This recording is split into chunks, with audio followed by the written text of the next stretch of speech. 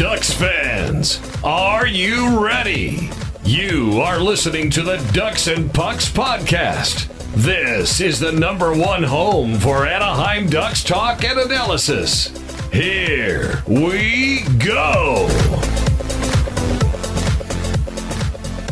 Welcome to the show. This is your host, Mike Walters, along with my co-host, Thomas Harrington, and we're going to break down the Ducks mid-season report. A little bit of a different podcast than we've normally done. We, talk about game recaps and whatnot, but we're going to go over how the Ducks have done just over halfway through the season and really talk about trade talk, improving the team, things that have gone wrong, unfortunately, with the team and whatnot. So, Thomas, thanks for being on the show. If you guys don't know, he does a lot for us. He covers the minor league action, the prospects, World Juniors.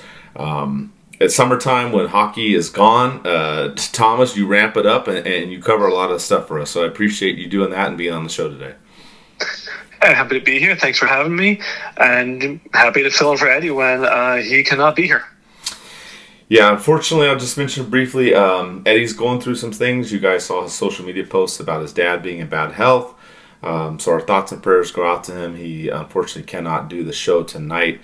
But I'll let him kind of elaborate on what's going on, with his situation. So let's talk about the Ducks. It's been rough, to say the least. The Ducks are on a losing streak right now. We're not really going to do the game recaps like we normally do. There's not really much to talk about. We're going to talk about tanking. We're going to talk about kind of the coaches and the goalie situation, maybe some trades and things that they can do. And then we also have a poll question at the end that you guys got very animated about on social media. But I guess where we can start, Thomas, is a lot of people look at this season and they want to know, like, hey, is it okay to tank or not tank? I know some people that they don't watch the games, but they listen to the podcast or they read the game recaps. They're not really happy what's going on, but they're okay with tanking. They're like, you know what, let's just lose these games. Bedard is, the top pick. Let's try and get that first overall. But, just what are your thoughts on that? Like, where's your mind frame at with the Ducks? I mean, it seems like losing is kind of okay with some fans. So, for me, I never want to go into a season wanting to tank, wanting the team to lose. I think that is the absolute wrong way to look at it. That being said, if you are 40 games into a season and you're just not just bad, but you are potentially historically awful, the silver lining is to get that draft pick, to get that first overall, second overall pick. And in that case, I'm like, you know what? If you're okay with the team losing, I get it. I don't want the Ducks to lose. I would love them to go, 39, 38, no, to finish the season off, but that's not realistic. They are just flat out a bad team. And personally, when this year started, I thought they would not make the playoffs, but I thought it'd be kind of reversed last year. I thought they'd be worse in the second half and then worse in the first half than they were last year, but better in the second half. Because last year, they started great and then fell apart, and then Verbeek made those trades. This year, I thought bringing the veterans, Strome, Klingberg, Kulikov, etc., Toronto, I thought they'd actually start not as good as last year, but be a decent team and kind of continue at a decent pace throughout the season, just kind of be a more even-keel team, still not make the playoffs, probably have a top 10, top 15 pick. And then the year started, and the Ducks have just been, awful, in a word. The only thing that really hasn't gone, and there's nothing that's gone right, they aren't injury-laden the way Columbus is, but they, Draisaitl's been out for most of the year, so they still have their own injuries they're dealing with, but just almost nothing has worked. They've had a couple of really good games, but, you could probably count that on one hand. They've been bad, so if you want them to tank to get that first overall pick, I get it.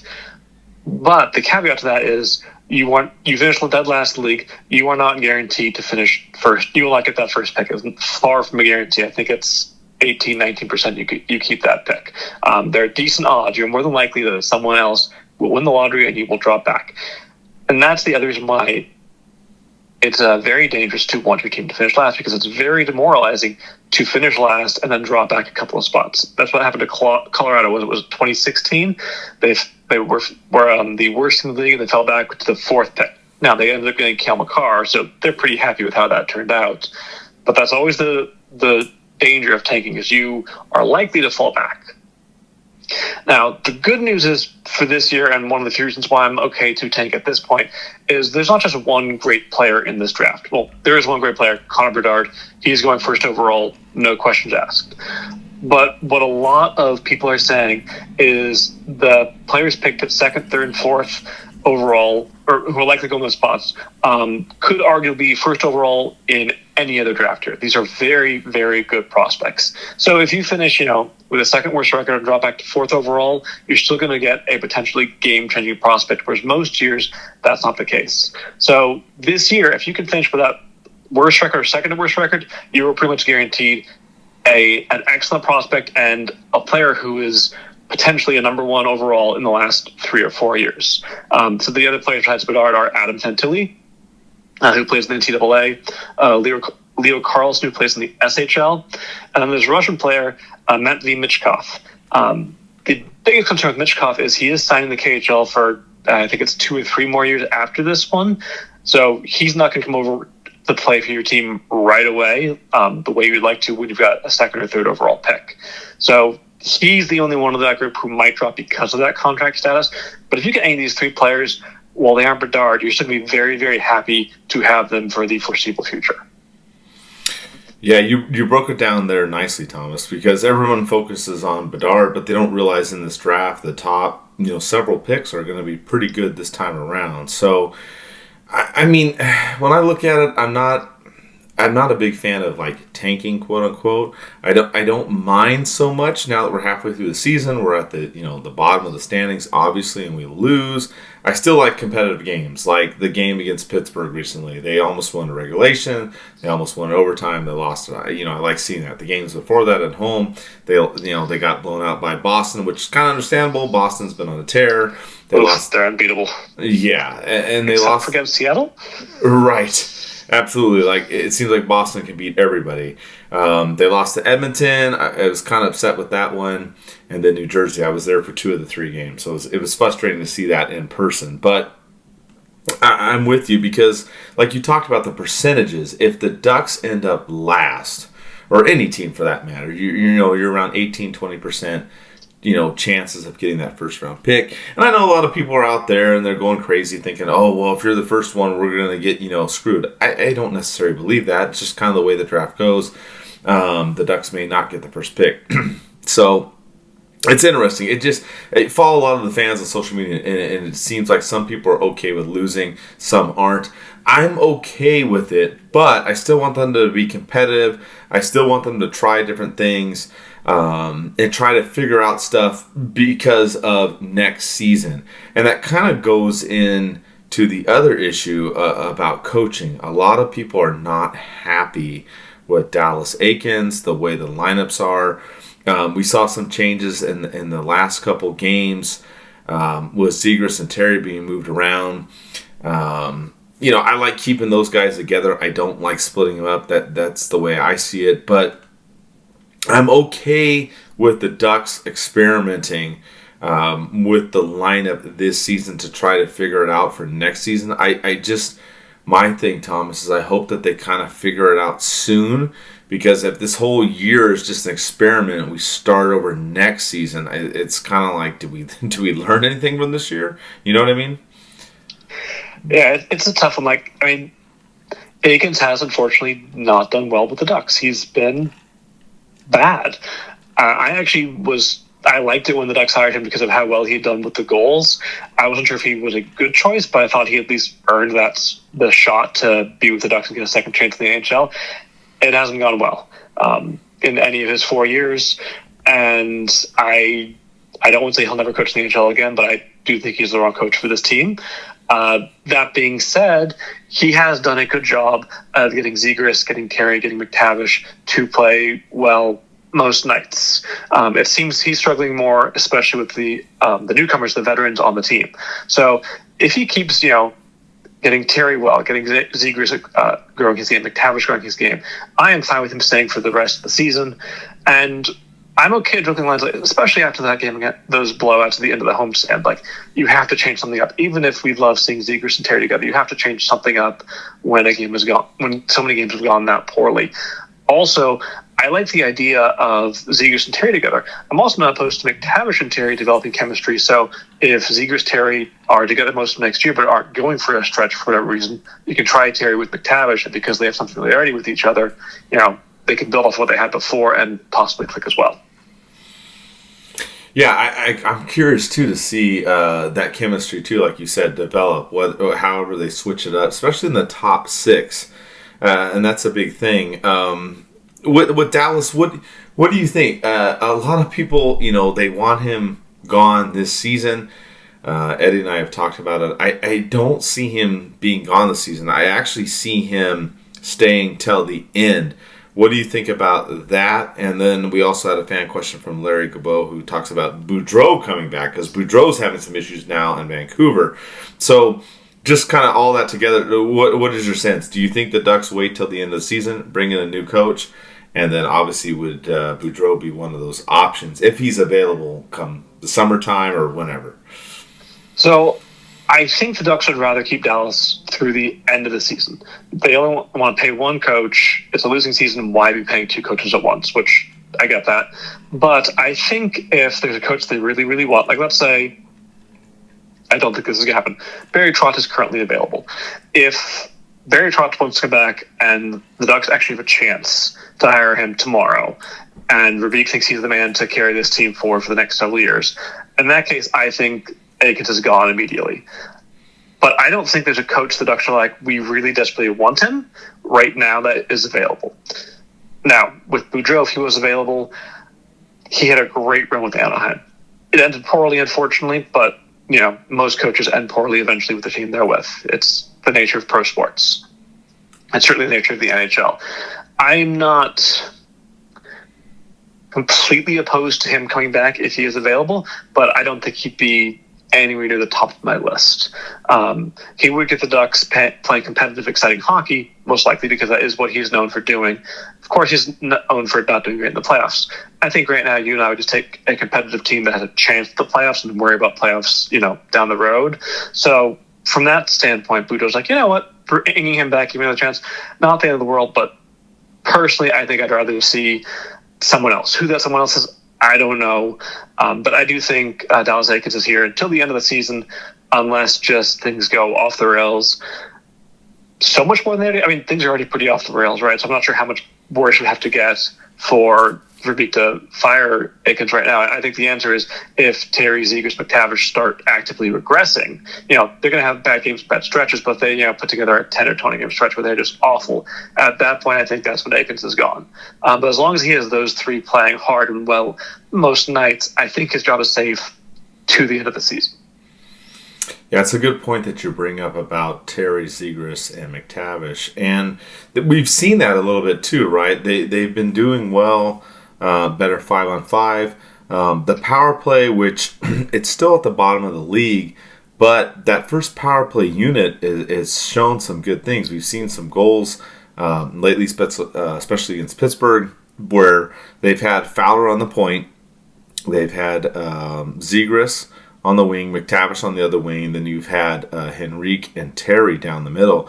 And like I said, the numbers overall are lower, but they've been playing better. They've been scoring goals. We've seen Terry not scoring as much lately, but getting some assists. So I think that is a huge point that you make there, Thomas, that the big 3 are the core or the future, which a lot of people talk about. TMZ, I guess, right? Terry McTavish and Zegras, right? Is what a lot of people talk about. I think you're right. They have not regressed. They've actually done well, even despite this down season. So I like what they're doing. I like where they're going. They're the core, right? One of those guys, maybe Zegras or Terry's the captain in the future, right? We don't know. Like, they're going to figure that out. That's a whole nother discussion. But I think you're right. I think Dallas stays till the end of the season, and then the Ducks figure out from there. And I'm with you. Boudreau was good with the Ducks. Regular season, right? We had all these great things, and then we would lose in the playoffs. I don't think going back to him is the answer. I don't know who they do pick, but I think someone else would be better. So I think that's what we have to look at the second half of the season. I think the biggest thing is those big 3, how they're going to progress, how the team the lines are going to, shake out and see what happens from there. And it's frustrating. I get it. A lot of people are upset. They're impatient. The team's not winning. We're at the bottom. We're battling Columbus and Chicago, for the top overall pick and where we're going to go. But I do get excited watching Terry Zegras and McTavish. And I think that you're right. As long as they keep going the way they're going, the Ducks don't go on some kind of crazy losing streak, I think Dallas does stay. Yeah, and they're fun to watch in the power play. Like, I love seeing McTavish get that one-timer off. I do wish they'd be a little more creative. I'm not sure if it's the players who are not being creative enough or the coaches are saying don't be too creative, but I would like to see a little more creativity from those three on the power play, but they are the right players to have out there. I love Fowler on the power play, but I get Klingberg was at the start of the season, right? I get why he was taken off because he was playing really badly, but I think at this point he needs to be back out there and hopefully get a few more power play points before that trade deadline comes up. And that's a huge point. I'll save that for just a second because we're going to talk about some trades and some things we can do with the Ducks. Well, actually, you know what? Forget it. Let's just go into it. So, we with the trade stuff kind of coming up, we'll just go into it now. It's fine. So if you're trying to improve this team, right? The draft is a ways away. You have the trade deadline coming up. The Ducks did a lot of stuff last year. Obviously, with all with Manson, Lindholm, Delorier, all these things that they had going on, they moved these people. What do you think about Klingberg? It's kind of interesting because his name came up recently. Pierre LeBrun talked about him. He talked about him possibly going to Seattle, but then also that the Ducks wanted a first-round pick as some kind of package in return for Klingberg. What do you think? I mean, he's been inconsistent. Do you think that the Ducks can actually get a first-round pick for him? Before the season started, there was no question in my mind the team would probably not be great. They can still trade Klingberg for a first-round pick. But he has, to me, been the first or second biggest disappointment on the team this year. He just, for whatever reason, never gelled early on. He's had stretches of being better. I think in the last few games he's been better. I love that assist he had against Philadelphia on that Henrique goal. Just he was right by the net. He had the patience to not just throw a backhand on it, but he tried Henrique, and then there was the goal. So he's had stretches of looking really good, but it's been too small. So I would love to get a first-round pick for him. I don't know how realistic that is, but the Ducks do have a lot of cap space. So they could retain salary, they could take a bad contract back, and those one or maybe both of those might get a first-round pick back as a result, because that's really what you want. The Ducks right now, they've got one first-round pick this year, but 3 in the second round, and then 2 more in the third. If they can get another in the first round, that would be fantastic, because besides you've got those top 4 or 5 prospects, this is a really good draft even outside of them. There is a drop, but the thing I saw the other day, someone was saying, there's probably 50 to 60 really good players in this draft. So if you can load up on picks, even if they're in the 20s and the 30s, you're going to get some really good players, potentially, hopefully. Yeah, and the other thing to think about, too, is Seattle has 3 second-round picks coming up, too. So you have that as well. So you're talking about, the first, second round being really heavy. Maybe there is something there. Maybe Klingberg does go to Seattle. So something to look, out for. I think he's still gone to the trade deadline. Oh yeah, for sure. I just don't know how much. Another thing that's kind of interesting too is that Frank Saravelli talked about Cam Fowler and listed him as being potentially available in an article that he wrote about Erik Karlsson and how there's a lot of talk around him and San Jose getting moved. He's got a full no movement clause, which is kind of tough. But what do you think about this? I mean, if the Ducks move Klingberg and the return is picks, maybe not a defenseman, I don't know. I think it's tough that the Ducks move him and then Fowler as well. I don't think Fowler moves for a couple of reasons. First, you do need NHL talent on the roster, and if you move both Fowler and Klingberg, the defense has, frankly, very little. Second, the cap. You do need to make sure you've got enough cap space on the team. Third, Fowler is not cheap. He's about $6.5 million a year. There's not a lot of teams who can do that, and I don't think the Ducks retain salary on a contract that goes for, I think, 3 more seasons after this one. And finally, if you trade Fowler right now, you're selling low. This entire team's been bad, Fowler included. He was actually pretty good last year. He's been legitimately very good. Is he a top pairing player? No, but he can be a very good second pairing player. He can run the point on a power play, and he can put up some points for you. So if he's trading right now, you are selling so low. Now, there's not a guarantee he will actually get back to where he was the last few years. He could, stay where he is or even get worse next year, and then you were like, well, we should have sold when we had the chance. But I just think trading a player with 3 years left on his contract is really hard to do in the NHL. And if you do right now, you're trading just when he has such low value. It is, I don't think, worth doing to really explore seriously, unless someone says, hey, I'll give you 3 first-round picks for Fowler. Great, done. I will do that in a heartbeat. But that's not a realistic trade that's going to happen right now. Yeah, that would be crazy. And just so everybody knows, Fowler has a modified no-trade clause right now, so he submits a 4-team list. Carlson owns the way. He's got a complete full no-movement clause, and he's at $11.5 million. Both of them, their contracts go till 26-27. It'd be crazy if they did do some kind of trade between the two. I don't think that's going to happen. I kind of feel like Thomas does. I mean, that would be insane. I mean, the Sharks are going to have to retain something here in that kind of move, and they're going to want some other stuff too. I don't know. I think it's kind of crazy, but it's just interesting that Frank mentions that in his article, puts him out there. So now he's saying Fowler potentially available, but I mean, other than that, we haven't heard anything. Only 4 teams that he could go to. So another name to look for. I do think Carlson maybe gets moved, but maybe not till the summertime. I don't know about the trade deadline. So it's another one to look at. And since we're talking about defensemen, we'll just keep on going here. The other one is Shattenkirk. What do you think the Ducks do with him? So if they trade Klingberg, they keep Fowler, where does Shattenkirk fall in all of this, Thomas? What do you think? So, like I said, you do need to have defensemen who can play in the NHL. I think that's actually why the Ducks picked up Delzato, last month. So when they do start trading away these players, they can bring NHL veterans into their lineup. So I think Shattenkirk is 3.9 this season. He will be a free agent this summer. If you can find a good deal for him, I absolutely trade him. What does a good deal mean for Shattenkirk, though? A first-round pick, fantastic. It's not going to happen. He's not having a very good year. But if you can get a third-round pick, a second-round pick, a decent prospect, I would be seriously okay with trading him at this point. But I don't know if the return is going to be a 6th-round pick.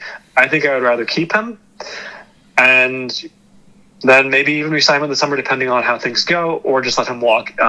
But I don't just throw him away for nothing. That's kind of how I look at Shattenkirk. Now, if you wanted to trade someone like Beaulieu for a 5th-round pick, that I'd be more open to, because he doesn't have that pedigree that Shattenkirk has. He doesn't have that NHL experience. He can't run power play. So if he's traded for a late-round pick, fine. But I think something like Shattenkirk, if it's going to be something that's so unlikely to help the team in the future, I think it's worth keeping through the end of the season. It's interesting too. You talk about the Shattenkirk and trying to trade him, what you're going to get back and whatnot. If you look at the Ducks blue line right now, I feel like it's going to be completely different next season, because you have Klingberg, right? We assume he's gone, right? He's a UFA. Shattenkirk, UFA. Kulikov, UFA. You mentioned Beaulieu, UFA. The only guys that are really slated to come back at this point that are on the roster are Fowler, Vakanainen, White, and then you have Benoit, that's an RFA. To me, this is the biggest issue with this team, is the defense and trying to figure this out. So I feel like, they're going to trade away Klingberg. You want to get some picks, fine, but I really feel like the Ducks need to bring in somebody to stabilize the blue line, Thomas, because if you look at this, Fowler, Kulikov, is going to be gone. Vakanainen come back. There's not a top 4 that's going to come back for this team next season. You're only going to have a couple guys that are going to fill out the top pairings. I don't know. I just think the blue line looks like it's in big trouble next season if the Ducks don't try to trade and bring somebody in. I agree. I mean, there is the rookie option, and Zellweger is going to push for a spot next year. Minchikov might. They've got a couple of college prospects in Thrun and Lacombe who will be turning pro after this year. And, that's 4 players who potentially could play in the NHL next year. But, do you really want 2, 3, 4 rookie defensemen in your lineup? That sounds like a recipe for disaster. Yes. And 1 or 2, fine, and then you want a third call-up, fine, but you don't want 3 or 4 guys who are brand new, especially when the other players you're going to see are like Colton White or Hovakainen. Nothing against them, but if Cam Fowler's the lone vet, the real true veteran NHL presence, and he's got, White, Vakanainen, and then 3 or 4 rookies, that defense is even worse than this year's. So, yeah, I agree. The Ducks need to bring in someone, whether that's trade right now, whether that's trade this summer, whether that's free agency.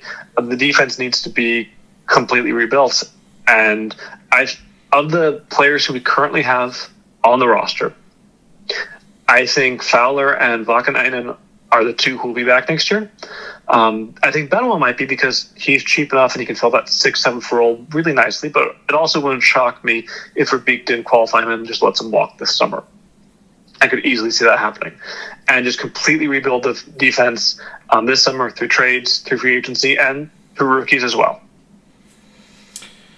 Yeah, and I mean, this kind of leads into the other point, too. A lot of people, they're not happy with Gibson for whatever reason. But, and we can argue this all day. I mean, people argue about, Gibson not playing well and not doing X, Y, and Z. But here's the thing.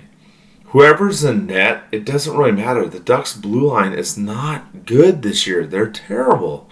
I mean, and that's the problem. So, I do think Gibson shouldn't play as much. I think Stolarz should play more. But what do you think? Do you think the Ducks should try to do something in net? Like, there's been rumors in the past about, Gibson's going to go to Pittsburgh. Or, we should trade Stolarz, bring up Dostal. I mean, what do you think about a net? I mean, if the Ducks redo the blue line next season, do you think they should change anything in that? Like, should it still be Gibson and Stolarz? Should it be Dostal and Stolarz, Gibson and Stolarz? Like, I mean, what do you think about between the pipes for the Ducks? What's your take on, the goalies? So, Gibson, maybe he's traded this summer. He's not being traded midseason. It's not going to happen, not at his contract. At the draft, maybe. I think he's been bad this year, let's be honest. But the entire team has been bad, and I certainly don't put the team's struggles on him. It's primarily the defense, like you said. Martin Brodeur and Patrick Waugh and Dominic Hasek are going to struggle in front of this team. They might put up some better numbers like Gibson, but they're still going to lose most games, let's be honest. Right. So I am perfectly happy to keep Gibson at least through next year, if not through the length of his contract. He's had some great seasons for the Ducks. It is not his fault the team has been awful this year and that they fell apart last year after the trade deadline. Give him a good NHL defense, and let's actually see if he's the NHL goaltender who we used to see. Now, Stolarz, he's a free agent this summer. I think you need to play him every other game leading up until the trade deadline and then move him for as much as you can get. If you can get a third-round pick, I'd be very happy with that. He is not an NHL starter, but he is an NHL backup. He can add to a team's depth in net. He signed for very cheap.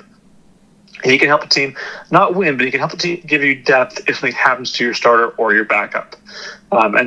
Every team, they will go through injuries in the playoffs as they go for the Stanley Cup. And if God help you, if something happens to your starter, you want a goaltender who you can at least put in there who will not cost you the game in the series. And I think that Anthony Stolarz does fit that description. So I think you play him every other game until the deadline, trade him for the best return you can get, and then give Dostal the reins as at least the back through the rest of the season and for next season as well. And if Dostal is then great next year and is actually out playing Gibson through most of the year and starting to take that starting role, then next summer, so summer 2024, I would at that point seriously consider trading Gibson if Dostal has shown that he really is that good. Now, if Gibson rebounds and or Dostal struggles, then I would not be think of trading Gibson that summer. But I think you got to give it time. Let's just see what kind of goaltender Dostal is. He's played really well in the, 5-6 games this year, 3 or 4 games last year. But that's not a very large body of work to say if he truly is an AHL starter or not for years to come. So let's give Stolarz the net for a little while, trade him, get Dostal in as much as you can this year and next year, and then really figure out, okay, is this still Gibson's net or is it time to turn it over to Dostal?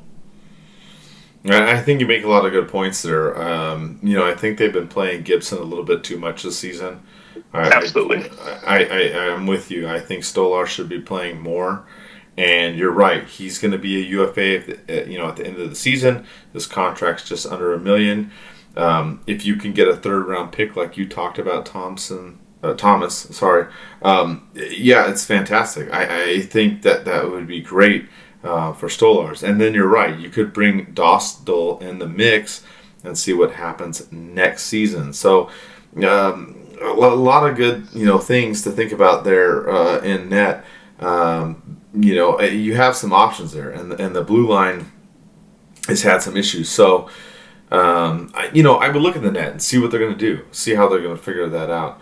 Real quick before we keep on going, I forgot just to mention that we're part of the Old City Sports Network. That's the network that we're part of. You can check out all our sponsors. They're in the description. A real good one is Norris Beards for any of your grooming stuff. Check them out. OCSN for a discount. So norrisbeards.com. All the other sponsors are in there as well. But, back to what we were talking about. Yeah, I mean, I think the goalie situation, Stolarz, you hit the nail on the head. He's not going to be a starting goalie. So get what you can for him. Bring Dostal up and see what's going to happen. And then you brought up a good point. I mean, if Dostal comes up next season and he's out playing Gibson, I think you're right. That's maybe the time you do it. You don't do it during the season.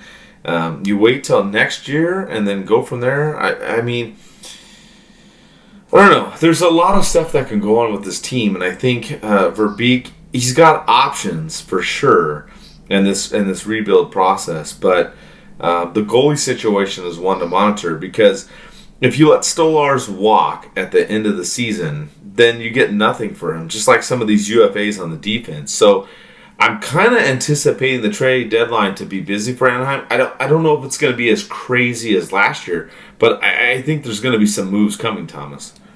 Yeah, I don't think it'll be any Lindholm or Manson type deals in terms of how much they're trading back within those deals. But, Klingberg, Shattenkirk, Kulikov, they all have value, can bring back a decent return.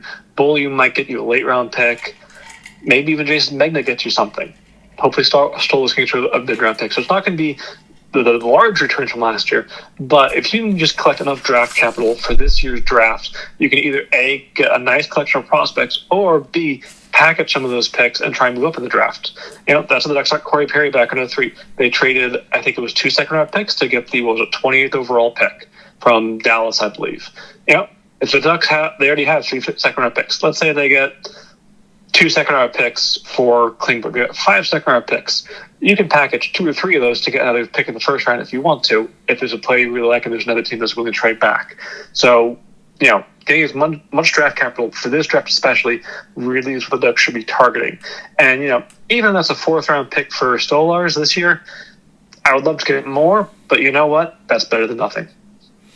Yeah, exactly. And and you hit the nail on the head. I mean, you don't want to let him go for nothing. Some of the defensive players you don't want to let go for nothing. Looking at the offense, Henrique's name's been thrown out there a lot, and he's been playing very, very well lately. Eric Stevens talked about, him going to Colorado, being a second-line center there. What do you think about Henrique? We've heard to Edmonton wants to trade Puljujarvi. You think there's something there? Would the Ducks trade Rico to the Avalanche? Because the Avalanche are obviously the one Stanley Cup last year. They haven't been playing as well this year as they expected. You have Edmonton. It's in the division. I don't know how much a lot of the teams are going to trade within there. But what do you think about Henrique? A lot of people have been talking about him. Do you think that he gets moved at the deadline? I mean, he was out of favor with obviously Bob Murray, but that's changed with Verbeek in there. I like the way he's playing. I wish he would stay on the team. He's still signed through next season, and it is 5.8, a little bit difficult to move with a lot of teams up against the cap. But what do you feel about Rico's situation? I would hate to move him. I really like him. He's a player who is really easy to root for. That being said, if he was traded to, let's say, Colorado or Toronto or a team he has a chance to legitimately win the cup with, I think that'd be great for him. I would love to see him as a shot at the cup, and that's not coming this year with the Ducks, obviously. And let's be honest, it's not coming next year with the Ducks. The Ducks, I'm hoping, will be much improved next year. They're not going to compete for a cup next year. So if he's traded to a true cup contender, I'm okay with it. I will miss him a lot, but I will wish him well and hope he does just great with the new team. And as long as it's not a team I really actively dislike, I will hope he wins the cup this year. I'll be sorry to see him go. Like you said, though, he is signed through next year, so the Ducks don't have to trade him this year the way I feel like they need to for half of the defense because they're all free agents this summer. So if there's not a deal that's worth it, I think it's better to keep Henrique, keep that veteran leadership. Now, again, if someone was to say, hey, here's a couple of first-round picks, I'll pack Henrique's bags right now and get him to the airport. Even if it's a high first-round pick this year, I would seriously consider it. But if it's a high first-round pick, then he's going to a team who's not probably going to win the cup. So I wouldn't want to do that to him. Certainly don't want to send Chicago or Arizona, right? But they wouldn't make that deal anyways. So I'd be sad to see him go. If he goes to a true cup contender, then great. I hope he's got two chances to win a cup with them. But because he does have next year on his contract, that does mean the return needs to actually be pretty good to keep it. The other thing they could do is retain salary on Henrique, on Klingberg, on any of these players. The problem with retaining salary on Henrique is because he is signed next year. I don't really want dead cap on the team next year. Now, this year, if let's say you trade Klingberg, Shattenkirk, and Kulikov and retain salary on all three, whatever the dead cap comes off this year, I don't want to have that hindrance going into next season if possible. So it all depends. There's a lot of moving parts to it. It kind of depends on just who wants him, what are they offering, and can they afford him under the cap? And if they can't afford him, they can only do it by the Ducks retaining them. They need to be giving the Ducks back more. So last year with Lindholm, the Ducks did retain some salary, same for Manson, and that is one of the reasons why they got, I think it was an extra second-round pick out of Boston, and one of the reasons why for Colorado they got both a second-round pick and a pretty good prospect as well. Yeah, I mean, that's the thing. Like you're talking about, if you can get some big picks out of it, then sure, why not? For sure. And yes, he's going to be on the Ducks next season as well if he's not traded, obviously. And I like what he's done. I mean, I like him in the top stick role with the Ducks. Especially lately, he's been picking it up as well. So unless there's a big deal to be had, then yeah, don't move him. Yes, the Ducks have room. I think that's the big thing coming in. The trade deadline's 5-6 weeks away. A lot of teams are up against the cap. The Ducks aren't.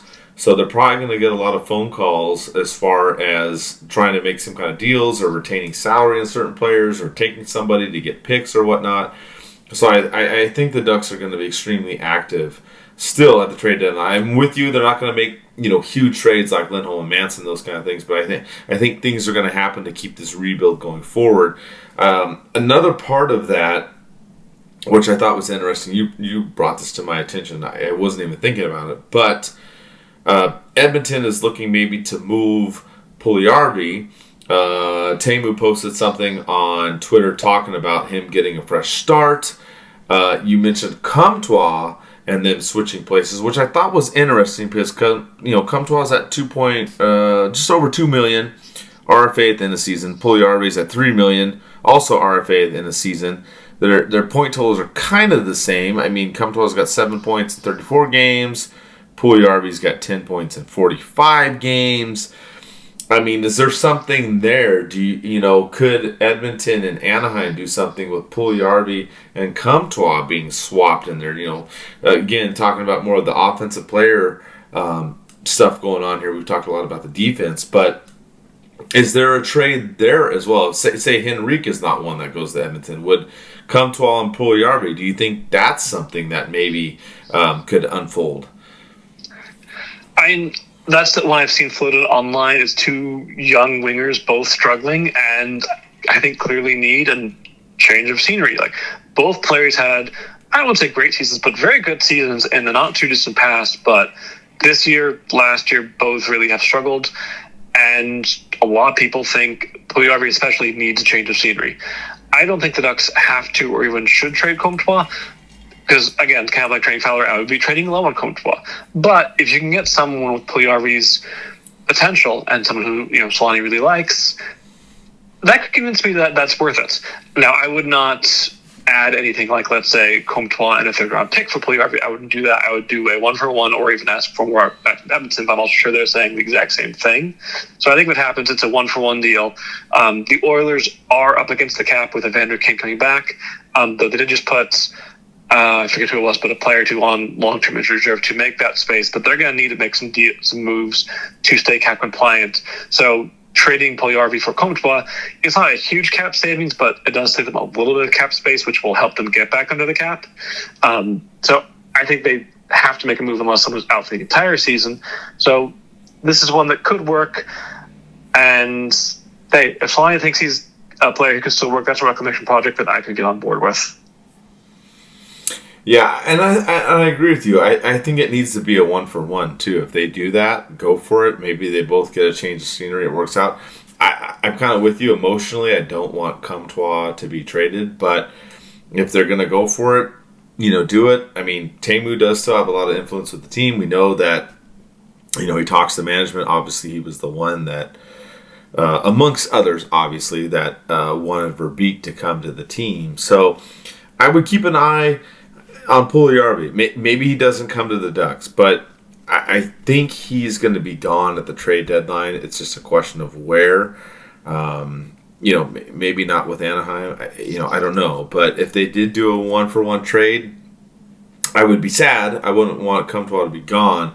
But I think it is interesting to see because they're kind of in similar positions, and to just to see what would happen if they both swapped and got a change of scenery. Something very, very interesting to keep an eye on. So I think with the Ducks, we're talking about all these trades and different things that will go on. I still think they're a team to watch. They're going to be busy at the trade deadline. They can broker a lot of teams coming up because I'm looking at cap friendly right now, and there's holy cow! If you look at the teams, it's like over half the league is up against the cap or barely has any room. The Ducks are third with the most room. They have almost $14 million in cap space. Buffalo with $18 million and Arizona with $18 million. So the Ducks are the third. And then it drops down to $5 million for Detroit, Chicago, in the threes for Minnesota, Ottawa. And then everybody else after that's got $1 million or less, or zero because they've got players on the LTIR. So that's one thing to look for with this team is to see what they're going to do at the trade deadline, what's going to happen. We were part of the three-way trade, had Michael Del Zotto come back to the Ducks again earlier this season. So I'm really curious to see what they're going to do. I think they've got to shake up some things to try to get this team back on track.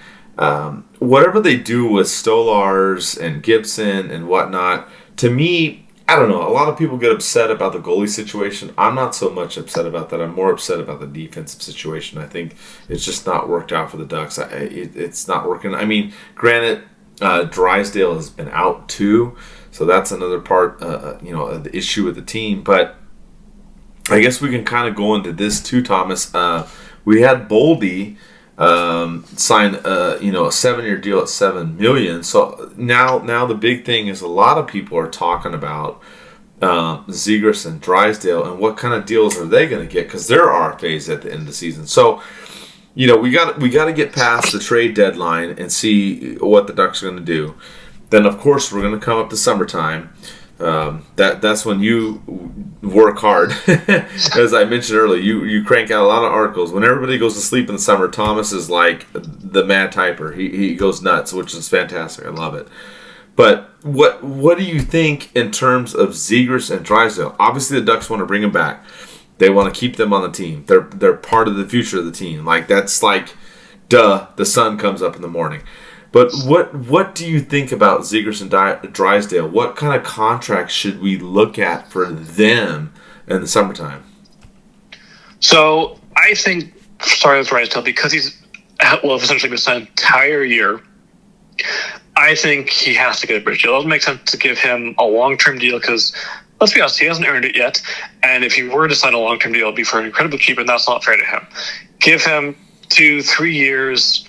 Let's see what he can do. Kind of like we did with Terry. And then if he just can absolutely explode in that time, then great. Give him a nice long-term deal in 3 years' time. But I think Drysdale you have to bridge because of the unfortunate injury situation. And even with that, if he wasn't injured, defensemen usually do take longer to develop than forwards. That's the general thinking of the NHL, right? So in that situation, it still might have made more sense to bridge, but I think the injuries made it so he absolutely needs to be just bridged this summer, and see what he's like in 2 or 3 years. Now, Zegras, he's an interesting one. There are 2 players from his draft class who have signed long-term deals. Jack Hughes, who went first overall, and I think Zegras needs to have the same agent, and he got, I believe, it was an 8-year deal for $8 million per year. And then Boldy, who went, 12th overall, he just got that 7-year, $7 million a year. Zegras was, of course, picked 9th overall, right between those 2 players, and his offense production, I think, is also right between those 2 players. So I think, ideally, that I should try and get him at 7 or 8 years, somewhere from $7 to $8 million a year, give or take. I don't think he's done enough to, say, command $9-10 million. And I know a lot of people can say, he's coming for a contract. He has not earned $7-8 million. Fair enough. Here's the thing: Jack Hughes hasn't earned $8 million either. This season, he is earning that $8 million and is starting to look like a bargain. In 3 or 4 years, that Hughes contract will be a steal. That's what you want to do. If you are convinced you have a future star, you want to sign them right now. For as long as you can, for as cheap as you can, because if you bridge Zegras in 2 or 3 years, he's going to probably cost $9, $10, maybe even $11 million if he becomes that superstar player we dream he's going to be. Now, there's always a chance he just falls apart and that contract bites us in the butt, but that's the risk you got to take. You really hope Zegras can develop into that player we all want him to be, and if he does, you want him in that 7 to 8 range right now and not into that 9, 10, 11 range in a couple of years. You make a very good point there, Thomas. I mean, I would take Zegras for a similar deal to Boldy, for sure. If you look at Zegras in 144 games, he's got 109 points, right? Very similar numbers to Nathan MacKinnon when he started. I'm not saying he's the same. They're different players, but I'm just saying he's got 109 points in 144 games. That's nothing to sniff at. So I'm with you. I think you're right. A very good point. If you do a bridge deal with Zegras for 2 or 3 years, then say he just kills it in the next couple of years, which, I mean, I think he is, and you think he is, and a lot of people think he is. Now you're going to ask for more. So I think you go with Zegras. You give him that 6-7 year deal at $7 million. Drysdale, unfortunately, he's been out injured. I do think you do the bridge deal with him. And see what happens. And you made a good point, too. It's in the game of hockey, when you're a defenseman, it takes longer to develop that spot and get good at it, obviously, as opposed to a forward. That's just kind of a thing that we've all talked about. So, a lot of stuff going on with this team. I mean, I always crack up. I say the Ducks are the most interesting team in the league. Even when they're losing, there's always stuff to talk about, always things going on. So I'm very curious to see what they're going to do with both of them coming up in the summer. But I'm with you. Do a long-term deal with Zegras, do a bridge deal with Drysdale, and then go from there and see what happens. So, it's going to be interesting, Thomas. What would you do, Terry? You're right. We didn't even talk that much about Terry on this show, and you're right. Terry's going to be an RFA as well. He's at $1.4 million, and he's been killing it. He's a big raise. Yes. Pay the man, right, Thomas? Yeah. The only concern I have is he's 25, right? Do you want to do an 8-year deal for him? That's the real question for me. And that's tough because I hate those long-term deals, but I hate them with goalies because goalies can break down, things can happen. But with Terry, oh man, that's a great question. I mean, the way he's played lately, and whatnot, and where he's at,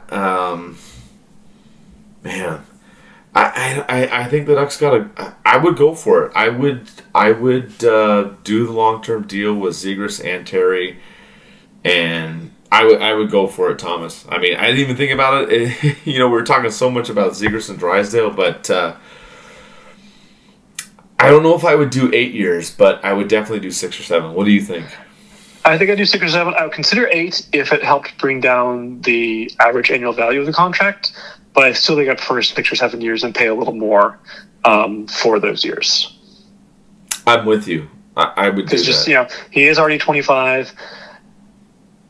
We saw this with Corey Perry. He was great through his 20s and his early 30s, but eventually, 32, 33, he hit a wall, but he slowed down considerably from where he was, and he wasn't worth that $8 million anymore. If he can sign to a 6 or 7 year deal, then, that buyout doesn't happen. So that's the risk you do with Terry. You can get, 4, 5, 6 good to great years out of him, but those last 2, 3, 4 years, is it worth the contract anymore? And will that handcuff the team at that point? And, that's the question Verbeek will have to ask himself. With someone like Zegras, when he's, I think, 20, 21 right now, no issue signing him to an 8 year deal. But, when you're in your mid-20s, that 8 year deal can really hurt a team down the line. Yeah, you're right, because Terry is 25, like you mentioned, and Zegras is 21. So that is something to consider. And I'm with you. I mean, I'd rather have Terry at a 6-7 year deal at a higher amount. I'm with you on that. Go for it. Yeah, man, it's just some interesting stuff with this team. I mean, yeah, it's not been an easy season, but, how you navigate this team going forward. Obviously, the blue line has issues. You can make some moves in net.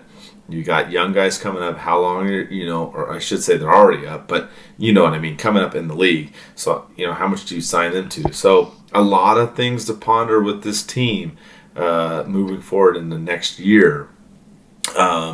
Real quick, kind of before we wrap up everything, let's kind of talk about the minor league stuff. You cover a lot of that. I really appreciate it because I don't really have the time, to be honest. But what did you think about Zellweger and Mintykulov and those trades? A lot of draft picks involved in, the minor leagues. A lot of people kind of freaked out. I mean, it doesn't affect them and their status with the Ducks organization. But, I just want to get your thoughts because you do a lot for us covering minor league prospects, World Juniors, and whatnot. What did you think about those trades and kind of their development? So the Zellweger one, I just thought was kind of hilarious. So it's him and another forward named Ryan Hoffer.